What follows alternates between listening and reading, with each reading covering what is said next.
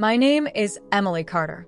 I live in the bustling city of Denver, Colorado, where the mountains kiss the horizon and the air always carries a hint of adventure. For the past 12 years, I've worked as a trauma nurse at St. Anthony's Medical Center. It's a demanding job, but one I've always found deeply fulfilling. Life in the emergency room is a whirlwind of adrenaline, critical decisions, and the ever-present urgency of saving lives. Yet, despite the chaos, I had learned to navigate each moment with steady hands and a focused mind. That morning, February 8th, began like any other. The crisp winter air brushed against my skin as I stepped out of my apartment, coffee in hand, ready to face another day. The city was just waking up, with cars humming along the streets and the faint chatter of early risers filling the atmosphere. My morning routine had become second nature. Wake up at 5:30 a.m., grab a quick breakfast, and prepare myself mentally for whatever the day might bring. I'd always been someone who thrived on routine. There was something comforting about knowing exactly how my day would unfold. Yet, as predictable as my mornings were, I couldn't shake a lingering feeling of monotony that had settled over my life. It was as though I was moving through each day on autopilot, too busy to notice the world around me. My faith, once a cornerstone of my life, had become little more than a distant memory. Growing up in a small town in Texas, Sundays were always reserved for church, followed by family dinners filled with laughter and prayer. But as life grew busier, those moments faded into the background, replaced by the relentless demands of work. Even my prayers had become rushed and infrequent, uttered in moments of exhaustion or desperation. It wasn't that I had stopped believing. I hadn't. I just felt disconnected. As I drove through the quiet streets that morning, the sun began to rise, casting a golden glow over the snow-dusted rooftops. I took a deep breath, letting the warmth of my coffee seep through my hands and try to shake off the fatigue that clung to me. My mind wandered to the patients I would see that day, each one carrying their own stories of pain, resilience, and hope. The traffic light turned red, and I came to a stop at the intersection of Colfax Avenue and Sheridan Boulevard. I glanced at the clock on my dashboard, 6:45 a.m., perfect timing. I had a few moments to sip my coffee and gather my thoughts before the day truly began. Leaning back in my seat, I allowed myself a rare moment of stillness. The city seemed to pause with me, the usual rush of the morning commute replaced by an almost eerie calm. It was in that stillness, in that fleeting moment of quiet, that everything changed. Thank you for taking the time to join me in this journey. If you're enjoying this story and want to be part of a community that shares hope, faith, and inspiring experiences, don't forget to like this video and subscribe to the channel. Your support helps us grow and continue sharing these messages with others who need them most. The calm shattered in an instant. One moment, I was sipping my coffee, lost in thought. The next, a deafening roar filled the air. Time seemed to slow as I turned my head, just in time to see the hulking form of a semi-truck barreling through the intersection. The vehicle hurtled toward me with terrifying speed, its headlights glaring like twin suns. My body froze. There was no time to react, no chance to escape. The impact was cataclysmic. The truck collided with the driver's side of my car, the force so immense that metal crumpled like paper. The world became a cacophony of shattering glass, grinding steel, and the bone-jarring jolt as my car was hurled sideways into a streetlight pole. Pain, however, was absent. Instead, there was silence, a surreal, almost unnatural stillness that seemed to envelop everything. My mind struggled to grasp what had happened as the chaos unraveled in slow motion.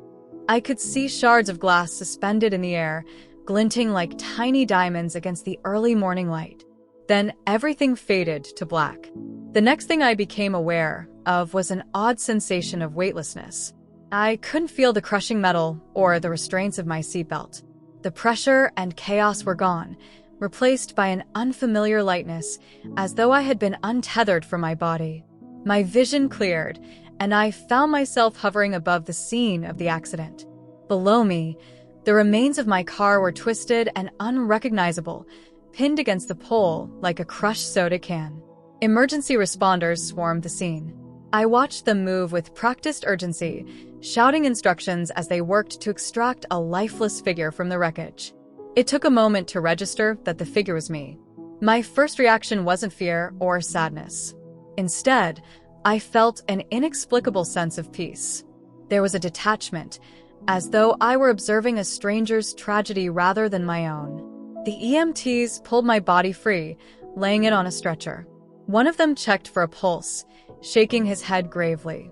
"She's gone," I heard him say, though the words felt distant, muffled, like hearing through a thick pane of glass. Despite the gravity of what I was witnessing, I felt no urge to intervene or panic. My attention shifted as I noticed something in the distance, a small light. It flickered faintly at first, barely distinguishable from the chaos below. Yet, as I focused on it, the light began to grow brighter, its glow warm and inviting. It wasn't like the harsh, artificial light of the emergency vehicles. This light felt alive. I found myself drawn to it, compelled by an invisible force.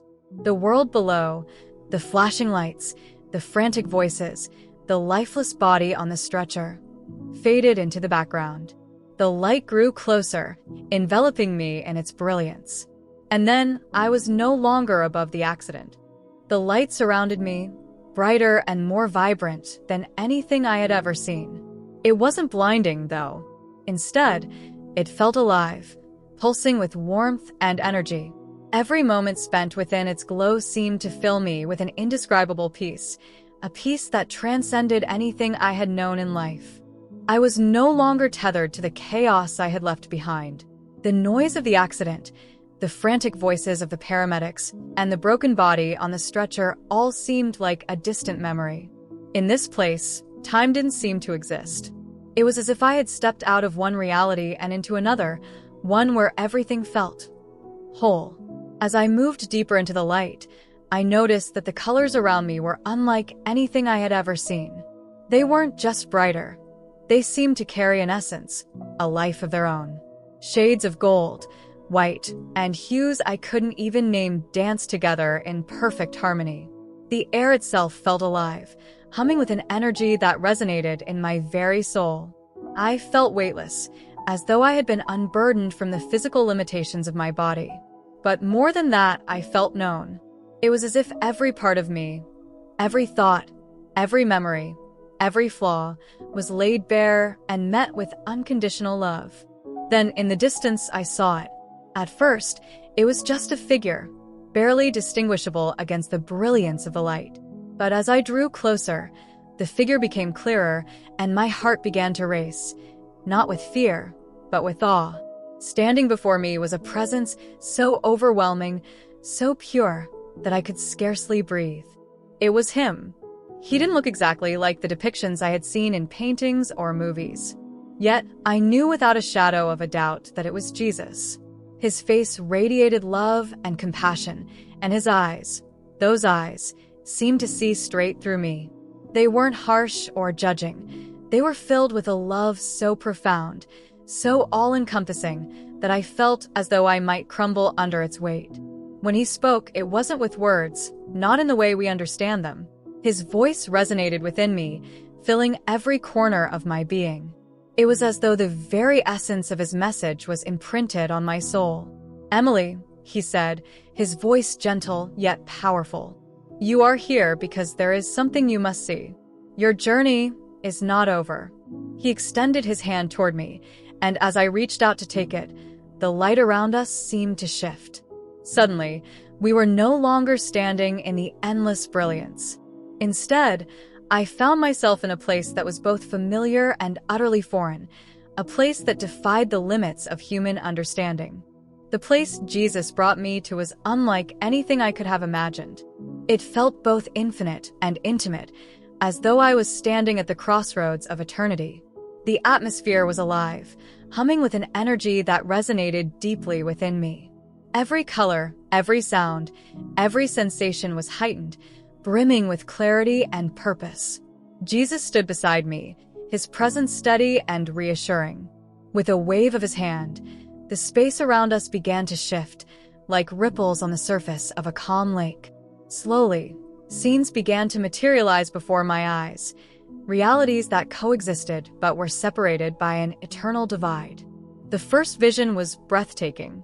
I saw a place so beautiful, so vibrant, that words felt inadequate to describe it. Colors that don't exist on Earth painted the landscape, and the air itself seemed to sing with harmony. This was heaven, a realm of pure love and unity with God. Souls moved freely, their faces radiant with joy and peace. There was no pain, no sorrow, only an overwhelming sense of belonging and purpose. I watched as these souls worshipped God, their adoration flowing effortlessly, as natural as breathing. The love they felt for Him, and the love He gave in return, was palpable, filling the space with an unshakable sense of wholeness. But just as I began to take in the beauty of heaven, the vision shifted.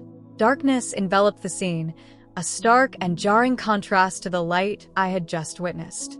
I found myself staring into a realm that was cold, empty, and suffocating. This was hell, not the fiery pits often depicted in stories, but something far more terrifying. It was a place of utter separation from God, a void devoid of love, hope, or connection. I saw souls wandering aimlessly, their faces etched with despair and regret. Their cries echoed through the darkness, desperate for another chance, but none came.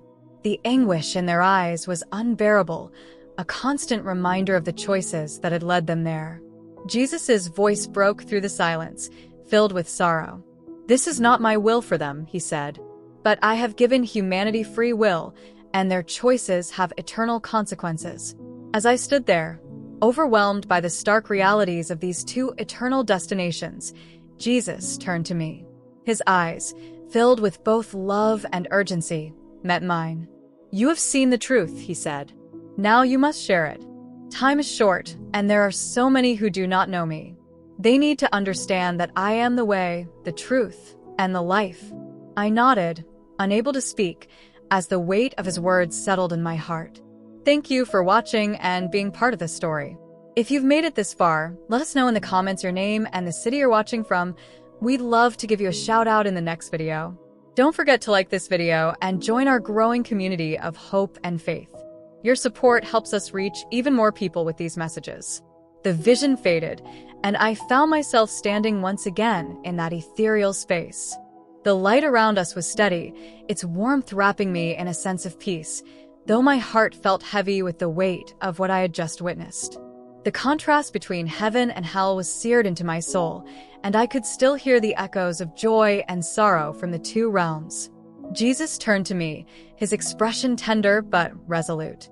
"Emily," He began, "what you have seen is not for you alone. You were brought here for a purpose, a mission that I am entrusting to you." His words filled me with both awe and trepidation. I wanted to say something, to respond, but no words came. Instead, I simply listened, my entire being focused on His every word. "There are so many," He continued, "who are lost, wandering through life without understanding the reality of eternity. They seek fulfillment in things that cannot satisfy, and they chase after paths that lead them away from me. But my love for them has never wavered. I long for them to know me, to understand the sacrifice I made and the life I offer." As He spoke, the space around us shifted once more. I saw people from all walks of life, young and old, rich and poor, every race and culture imaginable. They moved through their days, burdened by struggles, fears, and distractions. Some wore expressions of quiet despair, while others masked their pain with busyness or ambition. "These are my children," Jesus said, His voice filled with an aching love. "I see their hearts. I know their pain, their questions, their doubts. And I have chosen you to be my messenger, to share what you have seen and help them understand that I am the answer they are searching for." I felt the weight of His words, the enormity of the task He was laying before me. But with that weight came a sense of clarity, a purpose that burned brighter than anything I had known before. But how? I finally managed to ask, how can I, one person, make a difference? What can I say that would change their hearts? Jesus smiled, a look of infinite patience and encouragement. "It is not you who will change their hearts, Emily. That is my work. You are simply called to speak, to testify to the truth you have seen. Share my love, my message, and leave the rest to me." As he spoke, a vision of my life began to unfold before me. I saw myself back in Denver, working in the hospital, interacting with patients and colleagues. But this time, everything was different. My words carried a new depth, and my actions radiated a light that touched those around me. I saw people pausing to listen, their eyes reflecting a glimmer of hope they hadn't known before. "You don't need to be perfect," Jesus said gently. "You only need to be willing. Trust me, and I will guide you every step of the way." With those words, I felt a wave of assurance wash over me. The doubts and fears that had crept into my heart began to fade, replaced by a quiet confidence in the one who was sending me. The light began to dim, and the warmth that had enveloped me started to shift. I felt a gentle pull, like an unseen force drawing me back to the world I had left behind. My heart ached at the thought of leaving this place, this presence, but I knew it was not goodbye. Jesus stood before me, his expression filled with love and reassurance. "Emily," he said, "your time here is not finished. You have seen what you needed to see, and now you must return. Share the truth with others. Speak boldly, love deeply, and never forget that I am with you always." I nodded, though my heart was heavy. "I don't want to leave," I admitted, my voice trembling. He smiled, the kind of smile that carried infinite understanding. "You will return here one day, but for now, there is work to be done. Trust that my plan for you is good, and that every step you take will be guided by my love." As he spoke, I felt his hand rest gently on my shoulder. A surge of peace washed over me, steadying my spirit for what lay ahead. The world around us began to dissolve, the colors and light fading into a soft haze. I felt the pull intensify, and then suddenly I was falling back into the reality I had left behind. The sound of chaos filled my ears once again. The blaring of sirens, the urgent voices of paramedics, and the sharp chill of the morning air replaced the serenity I had just experienced. My eyes fluttered open, and I was met with the astonished faces of the emergency crew. "She's back," one of them shouted, their tone a mixture of shock and relief. I lay there, still and silent, as the weight of my return settled over me. The memories of what I had seen, what I had been shown, burned brightly in my mind. I knew that my life could never go back to what it had been. Thank you for being here and being part of this journey with us. We don't earn anything from creating this content. It's something we do because we love sharing these stories and building this community with you. Your like and subscription would mean the world to us and help us reach even more people. Join us, and together, we can keep spreading hope and faith. Waking up in the hospital felt surreal. The fluorescent lights above me seemed harsh compared to the divine brilliance I had just left. My body ached, but the pain was nothing compared to the overwhelming awareness that I had been given a second chance, a chance to live with purpose, to share what I had seen and felt. The doctors and nurses were amazed by my recovery. They told me I had been clinically dead for over 9 minutes. By all accounts, I shouldn't have survived, let alone returned without any lasting injuries. They called it a miracle, and I knew they were right. Lying in that hospital bed, I replayed every moment of the experience in my mind, the light, the love, the visions of eternity, and Jesus' words. The weight of what I had witnessed pressed heavily on my heart, but it wasn't a burden. It was a calling. When I finally returned home, I knew I couldn't go back to the life I had been living. My days of routine and spiritual complacency were over. Every person I encountered now carried new meaning, each moment imbued with eternal significance.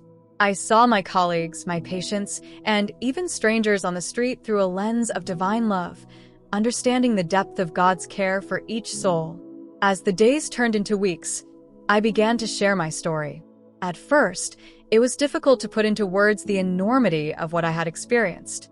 How could I describe the peace, the urgency, and the love I had felt in his presence? But as I spoke, I saw how people's hearts softened, their eyes brightened, and their hope was rekindled. This is why I'm sharing my story with you now, not to inspire awe, but to remind you of what truly matters. Eternity is real, and the decisions we make in this life have eternal consequences. Jesus is calling each of us to draw closer to Him, to live with purpose, and to embrace the incredible love He offers. Thank you for being a part of this journey. If this story has touched your heart, there's so much more to discover. Click on the video that's appearing on your screen right now. It could be the most revealing and life-changing message you'll ever hear. And before you go, don't forget to give this video a like and comment amens below so you can continue receiving blessings. We're so grateful to have you in our community of faith. See you in the next video. As I sit here reflecting on everything that has been shared, I want to take a moment to speak directly to you. Yes, you. You are an incredible person.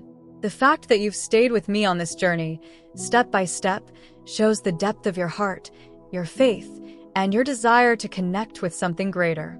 It's not easy to pause in the middle of life's chaos, to truly listen, and to open your heart to something profound. But you've done that. And that says so much about who you are. A person of faith, a seeker of truth, someone with a heart that longs for hope, love, and meaning. Your faith, whether strong or just beginning to take root, is something extraordinary. It's a light, even in the darkest moments, and it's a testament to the love and grace that God has for you. You are not here by accident. Every step of your life, every joy, and every challenge has brought you to this moment for a reason. You are deserving of so much good. God sees you, He knows you, and He loves you more than words can express. You are cherished, valued, and uniquely made with a purpose that only you can fulfill. As you move forward from here, I want you to carry this truth with you. Your faith, no matter how small it may feel, has the power to move mountains. You are stronger, braver, and more deeply loved than you can possibly imagine. Never doubt the beauty and worth that you bring to this world. Thank you for allowing me to share this journey with you. Thank you for opening your heart to these words and for being part of this moment of connection. It is an honor to walk this path with someone as extraordinary as you.